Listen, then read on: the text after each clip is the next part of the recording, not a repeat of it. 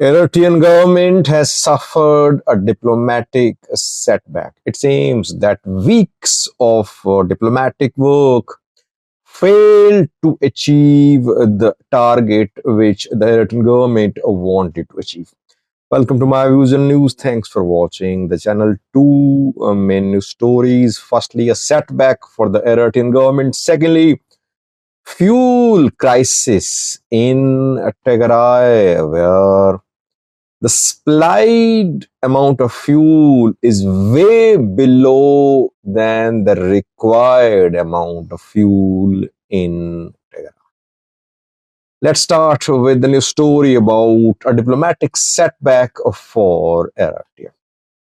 I did a video a few days ago. I informed you that Eritrean government had tabled a resolution at UN Human Rights Council to end the mandate of UN Special Rapporteur on Eritrea. The Special Rapporteur was appointed over a decade ago to monitor human rights abuses being committed in Eritrea.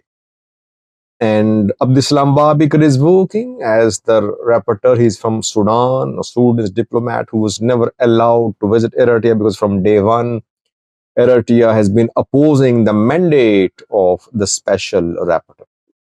The special rapporteur submits his reports to UN General Assembly about human rights violations in Eritrea. Last month, Eritrean government submitted a counter resolution at UN Human Rights Council to end the mandate of the rapporteur. The resolution was due to be put to vote in July, as I said in that video. I thought Eritrean government had done its diplomacy work. It was sure of gaining majority. That is why it tabled the resolution. The resolution was put to vote, and yesterday UN Human Rights Council announced the result of the voting at UN Human Rights Council. 47 member states of UN Human Rights Council voted on this resolution. Only 4 opposed it. Only 4 countries opposed the mandate of the commission. It means they stood with Eritrea. Which 4 countries? Cuba, China, and from Africa, Sudan and Burundi. They stood with Eritrea. 23 voted in favor of resolution. Countries like France, Germany, Ireland, Japan, Albania, Brazil, Bulgaria, Cyprus, Spain, etc., etc. And interestingly, 20 abstained from voting. Most of the African countries, which are members of UN Human Rights Council, they abstained from voting. Countries like Ghana, DRC, Congo, Gambia, even Kenya, Morocco, they did not vote in support of or against the resolution. They just abstained from voting. Had these 20 countries voted against, had these countries, 20 countries voted in support of Eritrea, the resolution would have been passed. UN Special Rapporteur's mandate would have been terminated. But they abstained from voting. So Eritrea got only 4 votes in support of the resolution. Resolution has been rejected. It means Abdisalam Babikar will continue being a pain in the side of the Eritrean government. Just last month, over a month ago, Abdisalam Babikar submitted his report to the UN General Assembly, and he detailed human rights abuses being committed in Eritrea. What did Ethiopia do, by the way? Ethiopia is part of the UN Human Rights Council.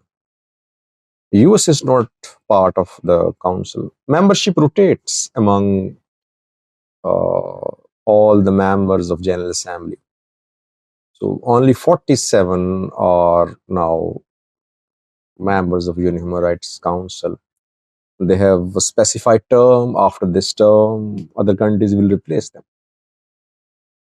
Ethiopia voted against the resolution.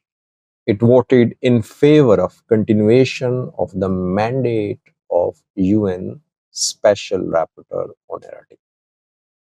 Another sign of the ongoing confrontation between Eritrea and Ethiopia.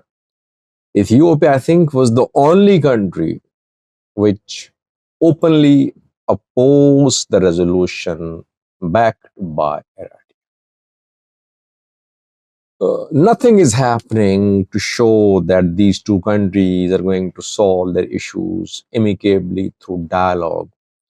Rather, diplomatic overtures, their statements, their actions on the ground, their engagement with neighbors, their intervention, discreet intervention into each other's countries, all that are pointing towards escalation.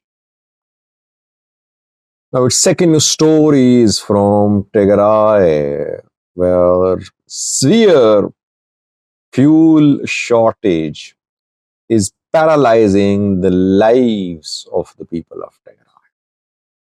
I had a video on that. I told you about this fuel shortage a few days ago. Now, Tigray government has shared some numbers. How much fuel is being supplied to Tigray by the federal government? How much is needed in Tigray? Tigray government says that the monthly requirement of fuel in Tigray is 15 million liters. Last month, only 2 million liters were provided. It means that Tigray is getting only 13% of its required fuel amount. What is the impact of this severe shortage of fuel in Tigray? Well, transportation costs are rising. It means that people won't be able to reach their workplaces. Businesses will suffer. You'll see rise in the prices of food items which are transported to market from factories. Obviously, you need fuel for transportation. So inflation will rise. Humanitarian operations will suffer too. So when fuel prices rise, when there is severe shortage of fuel in a region, in an area, it has a wide-ranging effect on the lives of the people. Why is federal government restricting fuel supplies to Tigray? Federal government now has made it clear that TPLF is preparing for another war in alliance with Eritrea. And wars cannot be fought without fuel. Machines don't run without fuel. Federal government does not want fuel to enter Tigray because the fuel could be stored by TPLF, Tigray government, TPLF, Tigray military for war purposes. And secondly, fuel is being smuggled into Eritrea too. Fuel, cement, and some other items have been seen being smuggled into Eritrea from Tigray. So federal government would say that it wants to prevent another war. That is why it is trying to restrict fuel supplies to Tigray. But problem is that people will suffer.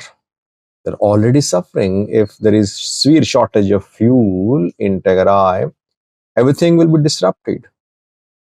So in the end, what TPLF and Tigray military is doing and what federal government is doing, in the end, all that is leading to problems for the people of Tigray. Thanks for watching.